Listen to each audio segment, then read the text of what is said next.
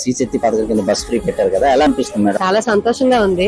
మాది విశాఖపట్నమే, విజయనగరం వెళ్తున్నా. చాలా హ్యాపీగా ఉంది కూడా. ఎందుకంటే వాళ్ళకి ఇంత ముందు ఆటోకి ఎక్కినా, ఒక బస్సు ఎక్కినా, మన దగ్గర ఎక్కడికైనా వెళ్ళాలన్నా ప్రతిదీ మనీతో ఉండేది. ఇప్పుడు ఏంటంటే గవర్నమెంట్ ఈ రకంగా ఇవ్వడం వల్ల కొంచెం హ్యాపీగా అనిపిస్తుంది. తర్వాత కాలేజీకి వెళ్ళిన పిల్లలు, మా పిల్లలు కాలేజ్ చదువుతున్నారు, వాళ్ళకి ఇలాగా ఫ్రీగా వెళ్ళి రావడం వల్ల చాలా సంతోషంగా ఉందమ్మా. మాకు ఇలా సపోర్ట్ చేస్తే మాకు బాగుంటుందని వాళ్ళంతా సరదా పడుతున్నారు. మేడం మీకు అనుకోనంటే ఆటోకి, టికెట్లకి అలాగ ఒక 400-500 అయ్యేదండి. ఎలా అనిపిస్తుంది? ఇప్పుడు చాలా సంతోషంగా ఉంది.